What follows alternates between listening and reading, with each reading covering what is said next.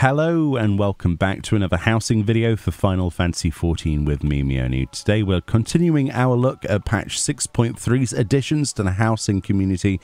And first of all, let's have a look at the Faerie Roundtable, another item added in patch 6.3, but I've been quite eager to get my hands on. It's been quite tricky up until now. Prices have slowly come down at least.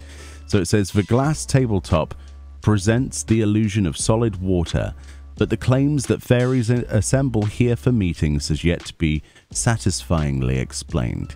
So this is a basic woodworking recipe, carpentry, level 90, no specialist required, no masterwork, nothing like that, just 2805 recommended craftsmanship, and this uses 8 miracle apple lumber, 6 ambrosial water, and 2 lunar tender blossoms to make yourself a really cute looking table. Let's have a look at this item then, because I've not seen it in the game yet. I'm very eager to look at that, like all of the other lovely additions, and this is what it looks like. So it's a lot bigger than I expected it to be, which is a really good thing. Recently there has been I would like to say, a swathe of really beautiful looking nature sort of designed items. I think most people have noticed the waterfalls and things like that, a lot more naturey and fey, that kind of thing.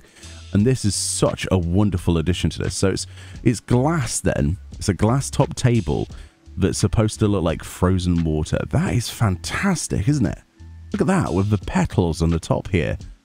So it reminds me of those things that people make on Etsy, you know, like the like leaves and things pressed in resin, you know.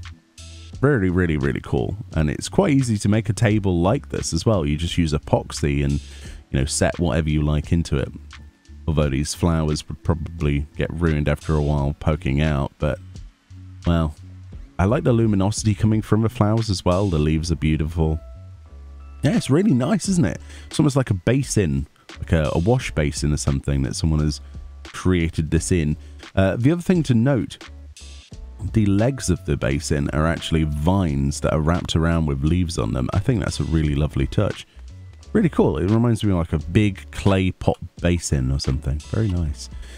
So dyeability. Is this thing dyeable? I think it is. I think it is. Yes, it is.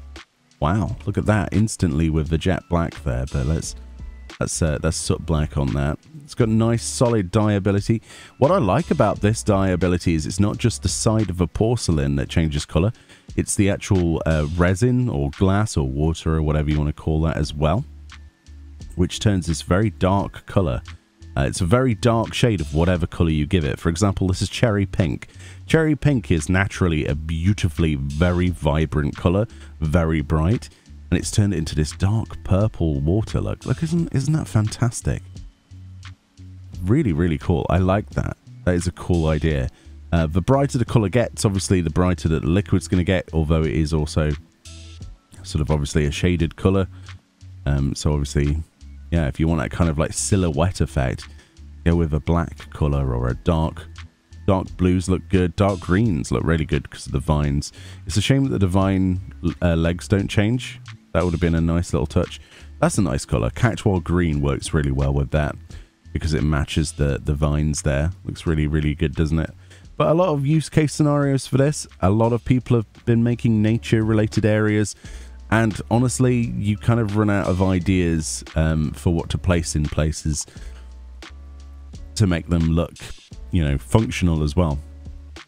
And this item is obviously functional. We can place things on this.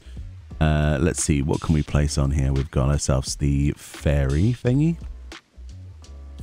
Let's put that on there. So it's a functional table, but it just has this illusion of it being floating water. Isn't that fantastic? I think that's brilliant. More stuff like this, more transparency to be played around with, I think is a good idea when it comes to Final Fantasy XIV's house placement stuff. Yeah, definitely. I would love to see like more glass tables and things that you can see through. Very exciting stuff, very exciting. So the other thing is obviously with the luminosity, we can turn this down to 0 brightness. If you want a nice moonlit, sort of mood-lit sort of area, and moonlit probably, with the phasmascapes in the background, maybe the waterfall, maybe some other bioluminescent plant life, or algae type things. you know, perfect lighting, you could make an absolutely beautiful sort of like sanctuary place. Very nice. I'm a massive fan of this item, and it's not too hard to make. So yeah, let me know if you've got this one yet. If you plan to get this, I know I will be keeping this around. I'll probably end up putting this over in my fountain area that we've recently put together. I'm desperately trying to think of ideas of what to do with this area and turn it into like a nice nature place, but the housing limitation problem with slots is a real problem, isn't it? Also, that looks nice in the flower garden because it hides the vines. Yeah, very cool stuff. Anyway, much love. Enjoy the rest of your day. I hope you have a fantastic time, whatever you're doing.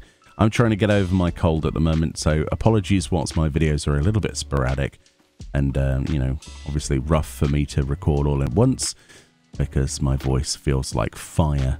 But yeah, hopefully I'll get better soon. Have a good one, and I'll see you all next time. Bye-bye.